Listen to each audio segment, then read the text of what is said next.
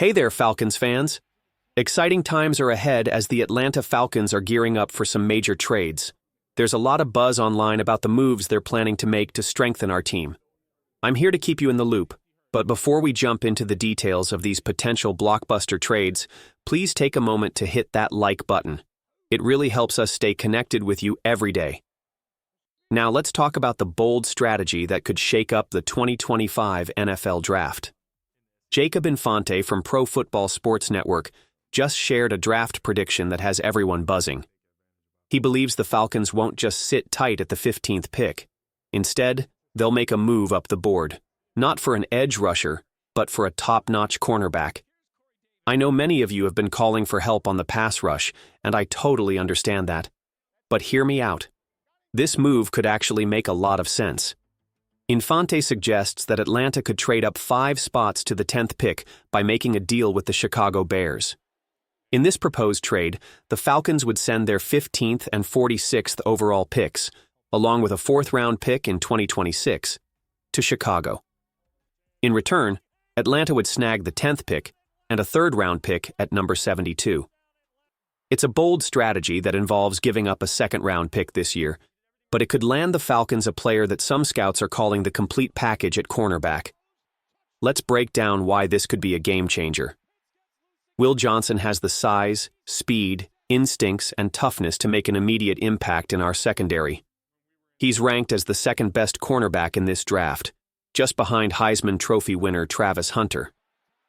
We're talking about a player with elite potential, someone who could finally give A.J. Terrell a solid partner on the outside. Let's be honest, our secondary struggled last season. We finished 22nd in pass defense and allowed the 2nd most passing touchdowns in the league. That's just not good enough if we want to be serious contenders. Now, I can already hear some of you asking, why not go for an edge rusher instead? That's a great question. This team has been in need of a strong pass rusher for what feels like ages, and moving up to the 10th pick might seem like the perfect opportunity to grab one. But here's the reality. The top edge rushers in this draft are likely to be gone by the time we reach pick 10. The ones that might still be available aren't guaranteed to be better than what we could find later in the draft.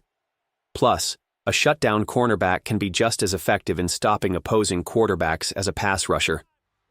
If you can take away a team's top receiver, it completely changes the dynamics of the defense. Another important reason this trade makes sense is that the Falcons are in win-now mode. Terry Fontenot and Raheem Morris don't have time to waste. If the team doesn't make significant progress in 2025, their jobs could be on the line. This means they need to make bold moves and take risks to put the best team on the field right now. Johnson could give this defense an immediate boost and help strengthen a secondary that really needs more talent. Of course, trading up has its downsides. If the Falcons make this move, they wouldn't pick again until number 72. That means they would likely have to address their edge rusher needs with later round picks or through free agency. It's a gamble, but it could pay off big time if Johnson becomes the star that many believe he can be. Now, I want to hear from you Falcons fans. Do you like the idea of moving up for a cornerback like Will Johnson? Or do you think we should stick to our spot and focus on getting an edge rusher?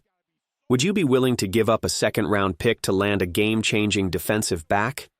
Drop your thoughts in the comments. The Atlanta Falcons have one mission this offseason: to fix the pass rush once and for all. We've been discussing the need for a true disruptor on the defensive line, and here we are again in 2025, still searching for that missing piece. Whether it's through free agency, the draft, or a trade, something has to happen now. According to Aaron Schatz from ESPN, the Falcons might be eyeing free agent edge rusher Malcolm Coe as part of the solution. Coe, who turns 27 in June, missed the entire 2024 season due to a knee injury. However, in 2023, he showed his potential with 8 sacks and 29 pressures.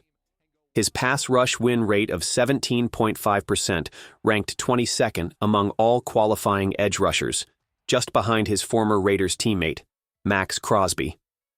Now, let's be honest, Coe isn't the flashy name some fans might be hoping for. He's not a superstar like Von Miller or Khalil Mack. But let's face it, those guys are going to demand big money, and the Falcons might not be in the best position to win those bidding wars. What Coe brings to the table is efficiency. He's a younger, productive pass rusher who won't break the bank, allowing the team to invest resources in other areas. Pairing him with Arnold Ebiketie could finally give Atlanta the edge presence they've been missing for years. And let's not forget, 3 of the Falcons' top 4 edge rushers are free agents right now. Something needs to be done, and Coe could be part of the answer. But that's not all. The NFL Combine is happening, and Tennessee edge rusher James Pierce Jr. has been frequently mocked to the Falcons at number 15. He just clocked an incredible 40-yard dash time of 4.47 seconds at 6 feet 5 inches and 250 pounds. That's impressive. Pierce is already one of the most exciting edge rusher prospects in this draft class. Over his 3 seasons at Tennessee, he recorded 2 sacks as a freshman, exploded for 10 as a sophomore, and finished with 7.5 in his junior season. He even had a 52-yard pick six in the Citrus Bowl last year. For a team that has been desperate for an elite pass rusher, Pierce checks all the boxes. He has the production, the explosiveness, and the potential to make a real impact. Now that we've seen his speed on full display, here's something to think about. Raheem Morris's defensive schemes often require edge rushers to drop into coverage. With that kind of speed, Pierce could be an ideal fit for the Falcons. So, here's the big question for you, Falcons fans. Would you like to see the team go all in on a player like James Pierce Jr. in the draft, or would you prefer they make a move in free agency for someone like Coe? Let me know your thoughts in the comments. In other news, the Atlanta Falcons have made an interesting and somewhat unusual decision ahead of this year's NFL Combine. The team has announced that they will only be meeting with defensive players during the event. That's right, the coaching staff and front office will be entirely focused on one side of the ball, defense. Should this really come as a surprise? Not at all. The Falcons are heading into the 2025 season with almost their entire offensive lineup already set. The only real question mark is at center, since Drew Dalman is no longer on the roster. But every other key piece, including playmakers like Kyle Pitts, Drake London, and Bijan Robinson, is ready to return. On the flip side, the defense tells a different story. It's no secret that Atlanta struggled on that side of the ball last season. There are significant gaps to fill at nearly every level, especially in the secondary and pass rush. In fact, if you look at the current roster, the Falcons don't have a single proven edge rusher under contract. It's clear that addressing these issues is a top priority. That's a serious problem, and it makes perfect sense that the front office is laser-focused on fixing it.